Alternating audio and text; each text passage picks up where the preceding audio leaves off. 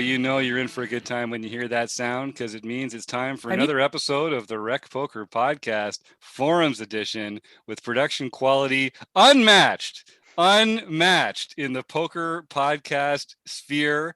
We are peerless when it comes to our production quality.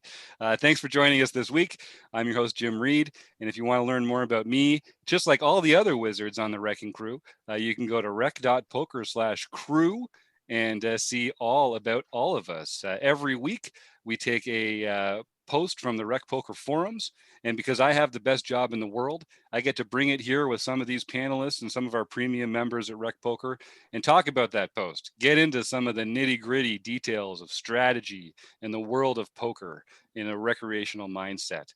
A couple of folks that help us out with that are Website Mark, who owns Website Amp, which is one of our sponsors. And thank you, Mark, for all that you do to make Rec Poker great. And of course, Steve Fredlin's Mecca, Running Aces Hotel, Racetrack, and Casino. Speaking of peerless in the poker world. So every week, I'm joined by members of the Wrecking Crew.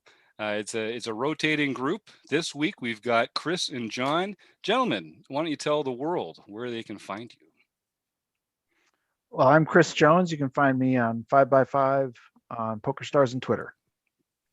And I'm John Somsky. Currently, you can find me in my office recording this. Oh, you put him at Poker Geek MN on everywhere. And he's in his office working on Rec Poker stuff a lot. John Somsky is the online home games director for Rec Poker. So it's him that you've got to thank for the over 40 free home games that we do every month. And Chris is the membership content director. So you've got him to thank for our monthly seminar, the focus, and a lot of the learning material that we put out here at Rec Poker. Speaking of the home game, we're all playing in the nightly home. Well, I'm not. These guys are playing in the nightly home game. I don't have the mental capacity to do that and host a podcast at the same time. But we're trying to steal each other's chips. We are going to take a look today at a post in the Rec Poker forums by ImaLouigi. ImaLouigi has been posting in here a few times. We've had some great responses to other people's posts, which is what we really like when members start sharing their thoughts on other people's posts and sharing their knowledge and experience with the group. That's how we all get better, by contributing to each other's poker journey. So, ImaLouigi wants to talk about ICM spots. And so there are two situations that he's put in the post here. I'm just going to go through it and then we can talk amongst the group. So the first, we're 4 left in the entire tournament from 644 runners. We've already got something locked up, or is it blah, blah, blah? Is it 3 paid or is it 4 paid, guys? Sorry. Looks like it's 4 paid. I think it's 4 paid. So we're in the money. Well, at least 4 paid. I mean, I think yeah. mean, he's locked up at least 2,800 here. Yeah, he mentions the payouts available. So it's 2,800, that's right, 3,800, 5,700, and 9,200. So we've got 2,800 locked up, and there are some payout jumps available. This is an ACR tournament online. So the chip leader has 80 big blinds and has been open jamming for 2 orbits since we went 4-handed, because Hero and the 2 remaining short stacks all have 11 to 14 big blinds.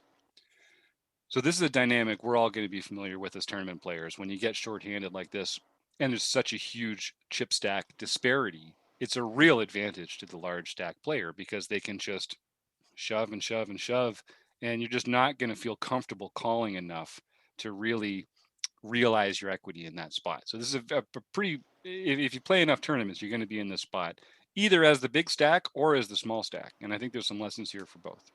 So in this case, villain shoves under the gun, and it folds around to Hero ImaLouigi in the small blind with King of Hearts and Queen of Hearts. So ImaLouigi says, I'm obviously crushing his range, but with ICM considerations, are we better off waiting to be able to force villain to call our shove, and or waiting to let the 2 other opponents battle with him? It's an unusual situation because we have 3 people with near identical stacks and a villain with an enormous chip lead. We're not realistically playing to win the tournament anymore. We're trying to maximize EV and ladder up. And I think that's a really good insight here, because, I mean, whether you're trying to win the tournament or not, there's value in laddering up. And so part of your decision is going to be weighing the value of laddering up versus weighing the value of trying to win the tournament. And that's kind of what ICM is all about. And I think what makes it kind of unusual is that of the four players, 3 have a very similar stack size. If the stack sizes were more disparate, this would actually be an easier problem, because if you're the second in chips and there's 2 real short stacks, there's a real incentive for you to just stay out of the way.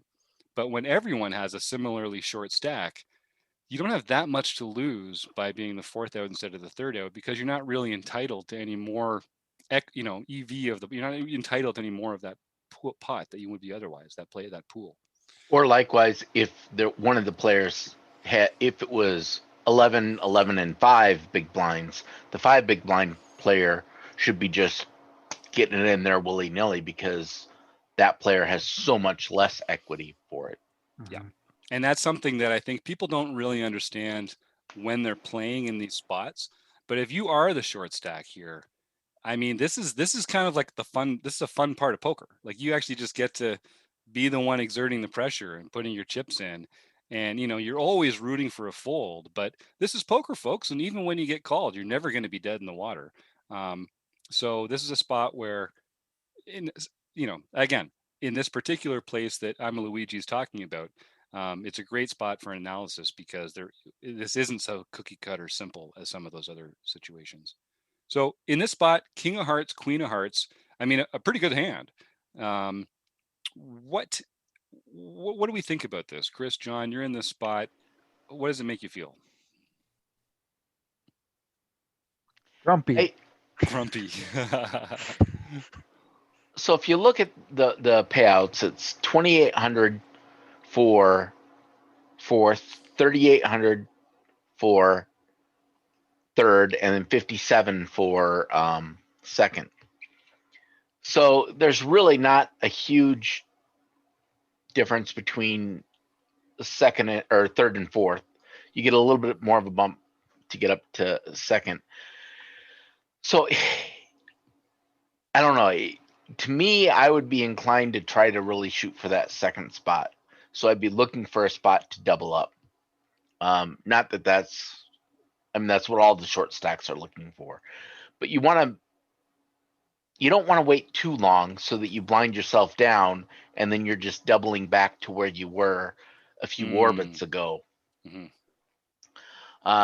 So I don't know. I would probably be inclined to take this spot, but I think that might be one of the potential leaks in my game, is that I do not take ICM into enough consideration. So, but in general, in this spot, I would probably go for it. Yeah, I mean, this is one of those where if I am playing my very best, I'm probably folding this, because I think this is probably a hand that we can fold. And if we're gonna be calling, I'd much rather do it with some kind of an ace or something that's going to be clearly ahead of, this is already clearly ahead of, if this player is actually open jamming for 2 orbits, I mean, they're opening really wide and they're jamming really wide. But at the same time, we're in ICM jail here, and that is what's making me grumpy and probably folding. But I will say, like, sometimes I get fed up with these spots, and I'm like, okay, I'm sick of it, and I've got a good hand, and I'm going to go with it here. Let's go. And I know I guess that's a leak in my game too. Like, I get sick of these bullies, and but so if I'm playing my best, I think this is a fold. I think we should be folding. But I'm not sure that in game that I actually do enough. Yeah, I think that's a common experience, I think. And I'm exactly the same way. I'm exactly the same way. Because I get like some tilt stuff where I'm like, I want people to like not get away with stuff. Yeah, right. It's this injustice tilt that I have. Like, right, this is so wrong. I know you're doing this with like 4-7 sometimes. Yeah. Yeah, It's but the other part ridiculous. of your brain is thinking, "Oh, I wish I were that guy." That looks like a lot of fun what he's That's doing right. right there.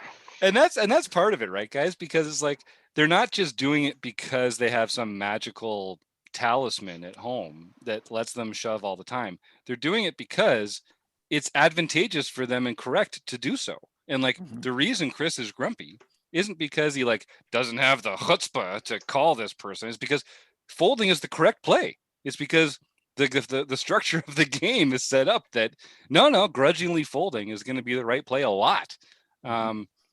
And it's not because that big stack is a better player. It's not because they're you know cooler or stronger than anybody else. It's just that they have the big stack, and the way you exploit it is when you have the big stack, getting the leverage out of that yourself, and when you don't, playing appropriately for the role that you have. We'd all love to have the big stack, but when we don't, we have to play appropriately.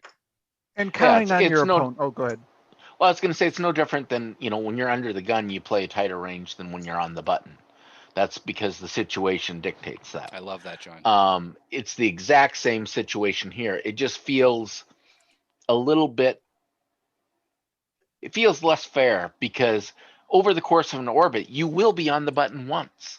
Over the course of several tournaments, are you going to be the big stack at a final table? Maybe, maybe not. And that's where your skill edge earlier in the tournament hopefully got you to the final table with the bigger stack so that you can be the one everyone else is grumbling about instead of the one that has to fold the hand you don't want to fold. That is such a good point, John. If our friend Merv Harvey from the Post Flop Poker Podcast was here, I would make sure that he awarded you the medal, or was it the award? The award of the episode, the medal of the episode, whatever it is. You earned it for that I think one. it was a medal. I think it is the medal. So thanks, Merv. We're totally appropriating that, by the way. Okay, moving on. So I think that's so important, John. That notion that I think that is that we kind of feel like we're entitled to it every once in a while in the way that we are entitled to the button every once in a while, but that's not actually true. And your point about playing better earlier in the tournament, that's so key. And it's, as recreational players, we think like, okay, we made it through the bubble, we've like succeeded in this venture that we were in, which was like playing this tournament. But that's winning the battle and not the war. And you got to focus on winning the war, and that means losing some battles earlier in the tournament, but you got to roll the dice and capitalize those opportunities so that you are the big stack. You get to take advantage of this terrain, and lay this waste to your opponents the way that the unnamed villain is doing here. So, okay, so I have two questions, Wizards. So the first is, given that everyone else is also correctly folding all the time, given the dynamic, is there a way that we can adjust our play to take advantage of that? So let's say that this guy is open shoving for 2 orbits, and we think that the other players are just going to actually overfold as a consequence. Is there a course of action available to us to exploit that, or is it we're kind of handcuffed by the situation? Chris, you're shaking your head. Talk to Yeah, me I about mean it. we're in jail. We're in ICM jail, and um, we're just waiting for somebody to either for us to get an even better hand than this. Like this is a borderline one, king queen suited. I think we can probably call like with ace 10 suited, something like that. Um, so we're getting really close to but I think this is still a fold. And I think what we're hoping is that somebody else, that this dynamic needs to change, right? We either need to pick up a better hand, Mm-hmm. or somebody else needs to take a stand, get sick of it, get grumpy, Well, whatever, or pick up a premium. And you know, chips are going to shuffle. Somebody's going to get knocked out, or somebody's going to, that this log jam of us all with 11 to 14 is going to unsettle itself. And there then we can will start be a making more chances. there will be a time though when you have position on the bully.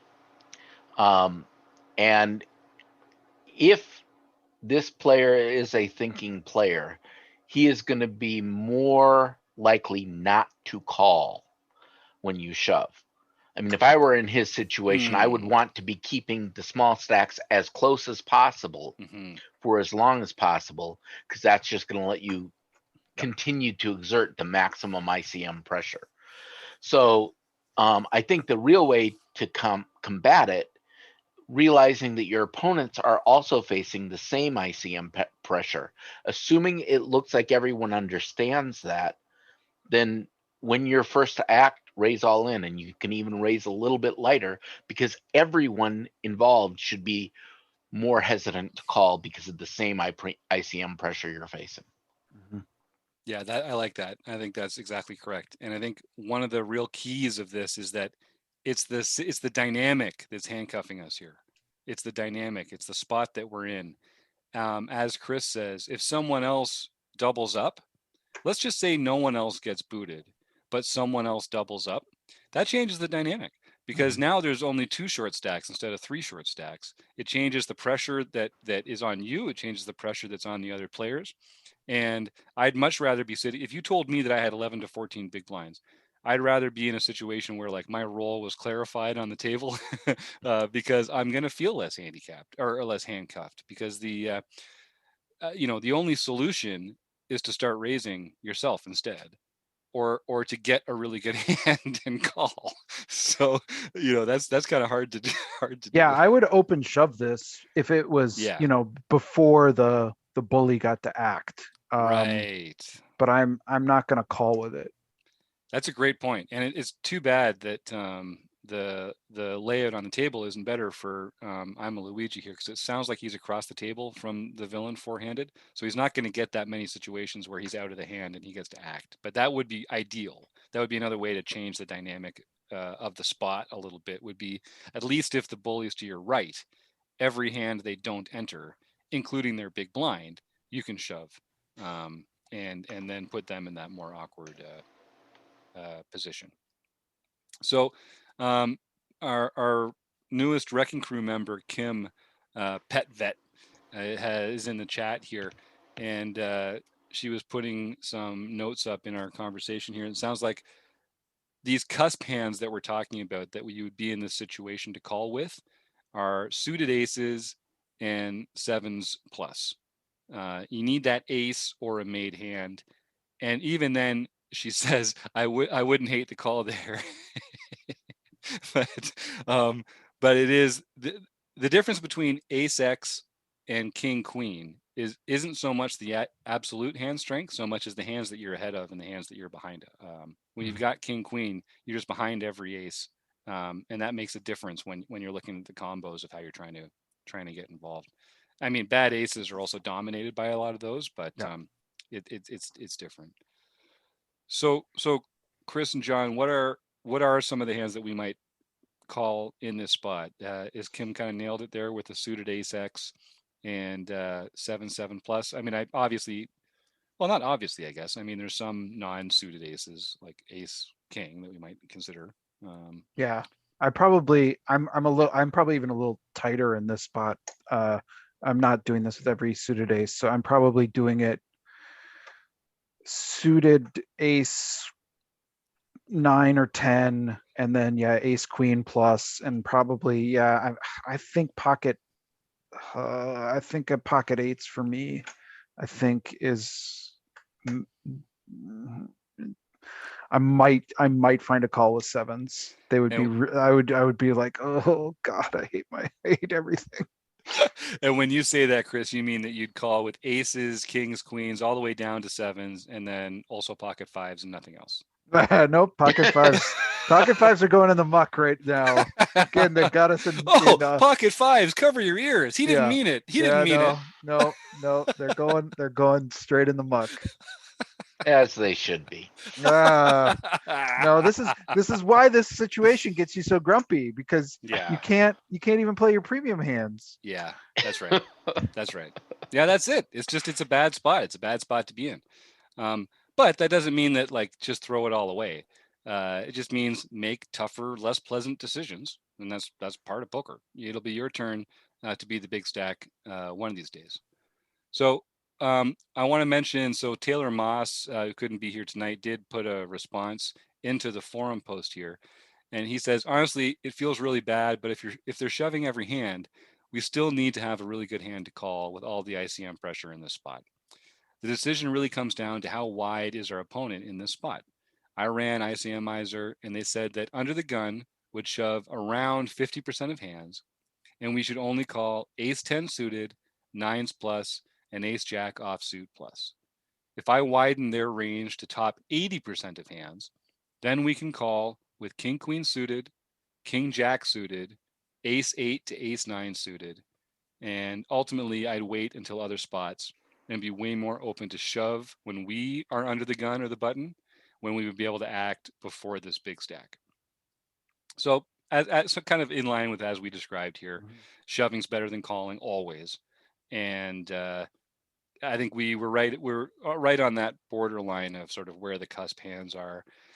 And I think a lot of that comes down to the actual range that you put your opponent on. A lot of this stuff is really just a math problem. If you can get good at hand ranging and figuring out equities, some of this stuff you're just going to say, okay, well, he's shoving 60%. That means that I can shove, I can call with ace 9 plus and that kind of stuff.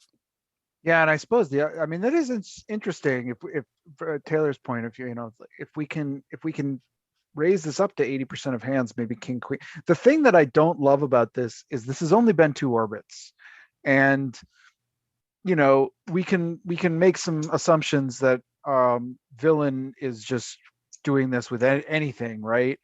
But it's also like, and to be clear, 2 orbits is 8 hands. Right. Thank it's only you. that's Yes, my exactly, point, right? Like exactly. There's 4 people in this, there's 8 hands. So like sometimes people just get dealt a lot of good hands and they're the chip leader bully, and so like if I saw this happening for 6 orbits, now I'm starting to be thinking my king queen looks pretty enticing. But I don't know. And people are going to say like 8 hands, like, no one gets dealt 8 hands in a row that you can shove with. And maybe that's not true, but maybe that's true. But that doesn't count the big blind hand that he didn't have to play. Right. So it's really just 6 out of 8 hands. And for all he decided to bluff shove for 2 or 3 of those hands and then went on a heater. So Right. it's really just 3 hands that he had in a row that were good hands. Right. And it's not even just that he has to have super premium. I mean, what Taylor was talking about is that we cannot call if he's doing this with 50% of his range. Right. So like that's down to like queen 7 offsuit, right? And we still cannot call. But what we need him to be doing is doing this with like 9-5 offsuit, right? Like it's got to be that bad of a shove, and then we can start calling with this kind of a hand. And so I'm not convinced seeing 2 orbits it probably includes queen 8 offsuit for sure, but I don't know that it includes 9-5 offsuit, and that's where I'm probably folding. I love Kim's response in the chat. She says 2 orbits is enough online, in my opinion. No chance he beats king queen suited for 2 orbits. I mean, that's true, but again, we're playing against a range, right? And if we can't narrow this player down to even that level of like better than or worse than 50% of hands, then we've got to fold, and I don't think we can yet.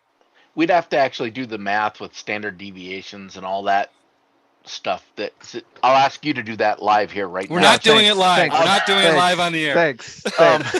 But because that's what you'd really have to do. You'd say, okay, what are the chances that he's doing it with a 40% range, a 30% range, an 80% range? Because we know if we get up to 80%, we're good. It's probably 70 or 65. Who knows where the actual line is? But the thing is in poker, it's a game of incomplete information, and the only information you have is your best guess. That's all you're going to get. Mm-hmm. So you just kind of have to. I mean, if this were a live game, I'd be sizing the player up and seeing what I thought. If I had any past experience, I'd be using that. Against some people, I would definitely call with this. Against others, I probably wouldn't. Yeah,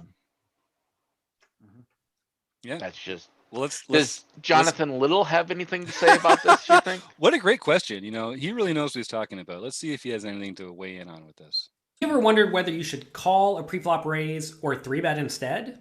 What do you do when you have a flush draw? Do you raise it or do you just call? What do you do with ace king when you miss the flop? Are you tired of guessing about what the right play is with your particular hand? Well, my name is Jonathan Little, and I am a 2-time World Poker Tour champion and creator of PokerCoaching.com, where we offer over 1,000 interactive hand quizzes where you play a hand and then get real-time feedback from our world-class pros. Don't guess and don't stress. Just register for your free account at PokerCoaching.com/recpoker right now. And if he hears that any of you have been stressing, it's going to be a problem. Jonathan Little is going to show up at your house and saying, have you been sweating or stressing? Because I heard that there was some sweating and stressing going on here, and it's going to be a problem. You're going to hear from, you do not want to make Jonathan Little angry. I would go to pokercoaching.com and enter the code RECPOKER like immediately, just, for the sake of yourself and the safety of your family. So that is one very common spot, but ImaLouigi did mention 2 situations. The second one's not going to come up as often, so I don't think we'll have as much to say about it. Is there anything we should cover in that first situation before we move on? No, I think that's right. It's just you got handcuffed to the spot. Suck it up, play disciplined poker for a while, and the dynamic will change, and then you can play a different kind of poker. So situation 2. There's 11 left and 10 pay in a $200 entry tournament on ACR, and the hero is 5th of 11 remaining with 22 big blinds. So we're on the actual bubble, and there are 3 micro stacks with fewer than 4 big blinds trying to survive one more orbit. The chip leader has started open jamming since we got one from the money, again, as they should, because that is a spot that it's great to put other people in. So it doesn't make them cool. It doesn't make them like strong or a good poker player. Just they're recognizing that they're in a good spot. So villain jams 50 big blinds, and all the micro stacks have folded. Hero is sitting there with ace. So we only have 15 seconds left in the time bank, and we have to make a decision very quickly. Should we ever be folding ace pre for ICM considerations? And then ImaLouigi says, silly side note, Hero folded ace pre-flop on the Stone Cold Money Bubble of the WSOP main event in 2019, which received some coverage on ESPN and some teasing from his poker friends. But it was the right play for sure.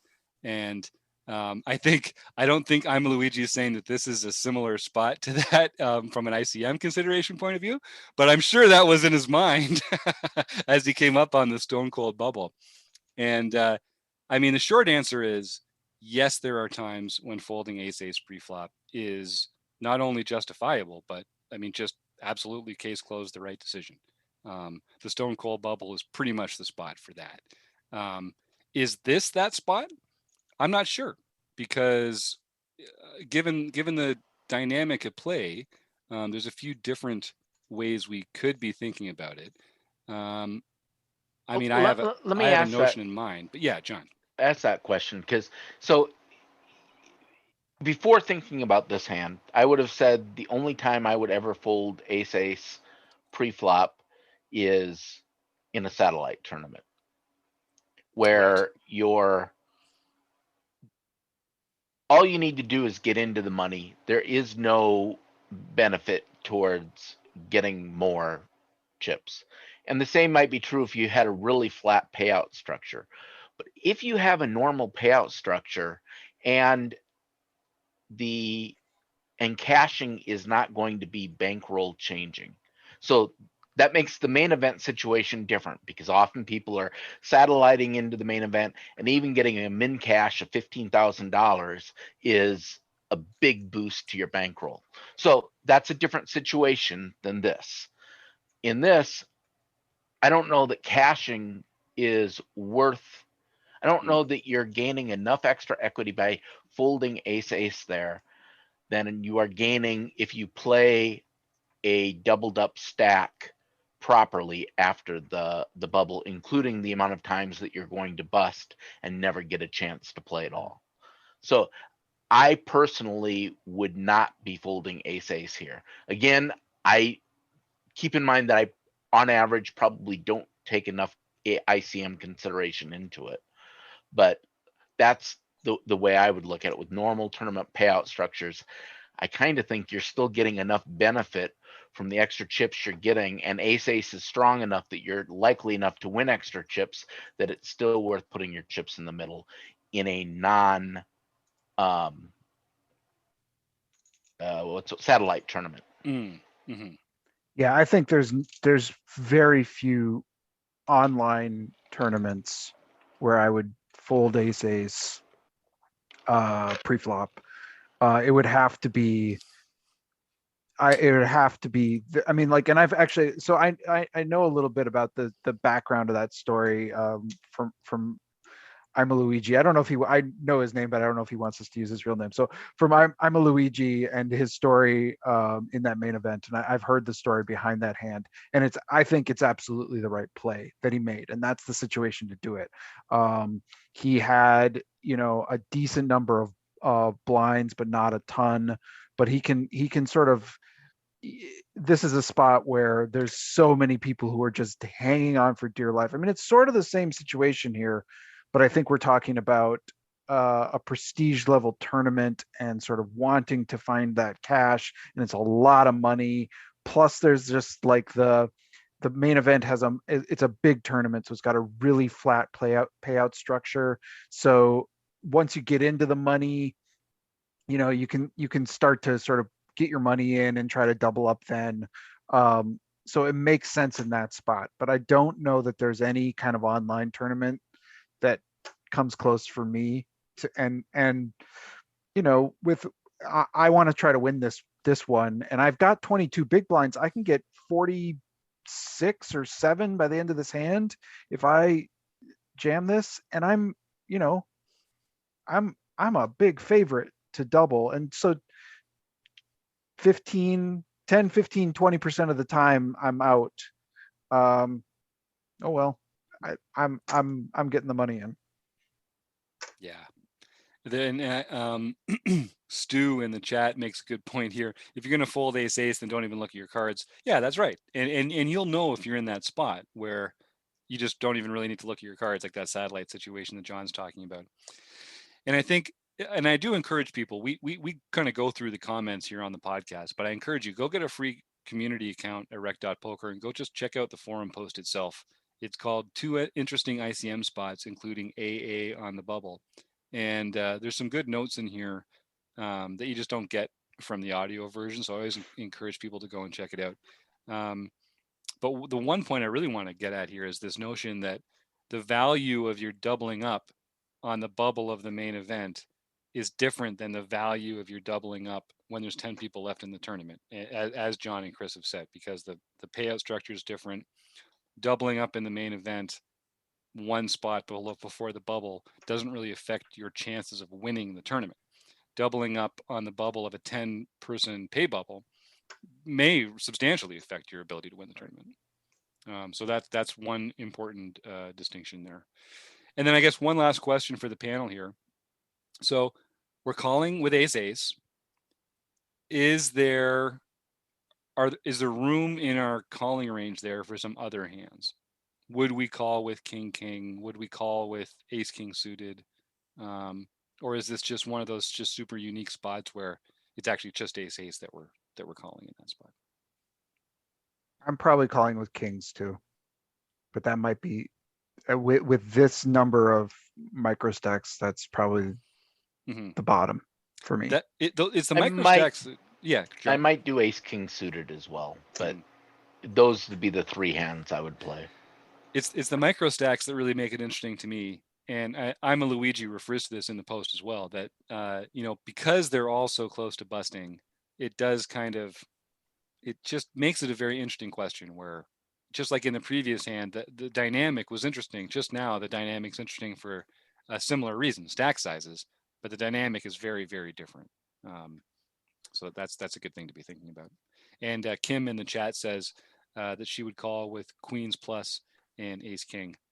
And yeah, I mean, that's a pretty strong range. So, but the ace king is one of those hands where, you're flipping with all their pairs and you're not that far ahead of some of their other ones, but I mean, you're dominating a lot of their other aces that they're raising with. So that's good. And it really does depend on like what are your assumptions about this player, how tight can you make that opening range prediction, and go from there. Mhm. All right. Well, thanks everyone for this great conversation about ICM and the different ways that it can be expressed. My tip for listeners: be the big stack. Apparently, that's a huge edge if you can master that. Just be like a tremendously favored big stack every time you get to a final table. You're going to find those final tables are much easier to play, way more smooth, fewer And then do embarrassing this a lot errors. to put people in these That kinds just of keeps spots, showing. right? Yeah, Like exactly. seriously, like if you get a stack like this, you can just see how hard this is for your opponents. So be the bully. Yep. Be the bully. That's right. It's there for a reason. Yeah, it's just there's a fine line between being the bully and spewing off all of your Yeah, Mm, chips. yeah. mhm. I have done both. And John, what's your sage advice for how to know when you're doing one and when you're doing the other? What's the One you win, one you bust early. Yeah, that's right. That's how you know. One thing I will say, I mean, I know this is getting long, so but one thing I will say is like from the bully's perspective, I don't always love these gigantic open shoves because of that kind of thing. And like I think we can accomplish a lot of the same thing by putting a lot of pressure by just opening a lot because Mhm. it forces our opponents to commit their stacks and we don't have to commit that many of our chips. And we can decide then which of these do we want to, you know, do we want to go with and which do we not. If we're just shoving every hand, then we're going to be in a spot where we've got 9-5 offsuit Yeah. and we're like, oh, damn it. The thing is the time to shove is when all of the stacks behind you are like Yes. eight blinds or less. Yeah, Because exactly. then what you don't want to do is you don't want them to have perceived fold equity. Because at those stacks, if you do a normal open raise, they don't have it. You should be calling with almost anything. Unless you're really just totally going wild. But so that's the reason why the shove is good, but that does depend upon what the other stack sizes are. Right. You don't want to have 80 big blinds as the big stack and shove against a 75 big blind Right. stack next Good to you. point. Good Even point. like in this spot where ImaLouigi has 22 big blinds, right? Yeah. And you've got an 80 big blind stack, that's still, oh, man, do I I don't know. I would just rather put the pressure on because they've got to wake up. They've got to wake up with the same kind of hand. I mean, they can flat you and they can see how it turns out, but Yeah, I the versus the first situation where it was 80 big blinds and yeah, 14 big blinds then I was the don't mind. big one. Then we can Yeah. just be shoving like a madman. Yep. And when dear listener, when you are the one in that position, don't feel like just because you're shoving in a couple spots, you now have to open shove every time. Like you're allowed to just look at who's still in the hand to your left and then choose your open size. So if it turns out that you can leverage the existing stacks in the game with a smaller bet, even to the point of exploitably planning to fold to shoves because you think they're almost never going to do it, Mhm. that's a better plan than just open shoving. And so don't feel like you have to maintain this open shoving every hand for 3 orbits to be like inscrutable. Sometimes it's better to just be properly calibrated in your ranges than to be inscrutable. Yeah. Usually being inscrutable is because you're doing something like wrong because all the easy stuff to figure out is kind of textbook. Yeah, John. Well, I was just going to say that's a good point is that you can't be exploited by making consistent adjustments using public information. Yes. In other words, if it's information everyone has available, everyone knows the stack sizes of everyone else, or at least should. Everyone knows what the current blind levels are. Everyone knows what the payouts are. If you're adjusting your game based upon that information and you're doing it consistently, then you cannot be exploited based upon that. Yeah. Versus if you adjust what you do based upon your cards, private information, you can be exploited on that because that could allow them to figure out that private information from you. Well said, sir. Okay, two medals in the episode today. Yeah, I think that's Person who exactly knows the least gets the most medals. John. Yeah, I think that's exactly right. That's exactly right. And we talk about this a lot when we talk about varying your open raise size, not according to the strength of your hand, but according to other factors at the table, like the average chip stack, your position, the number of runners at the table, that kind of stuff. Because you should be adjusting your strategy according to some things. They should just not be the kind of, as John says, the private information that only you have, because then you're providing your opponents an opportunity to gain some insight into that private information, which you would prefer they not have. All right, thanks, team. Well, I just have so much fun talking about this stuff with you guys every week. So I'd like to thank Stu and Kim for being in the chat and putting their comments down there. And I want to thank John and Chris, of course, for joining me, and the website AMP, and Running Aces Hotel, Racetrack, and Casino. And all of you, dear listeners, thanks. See you soon.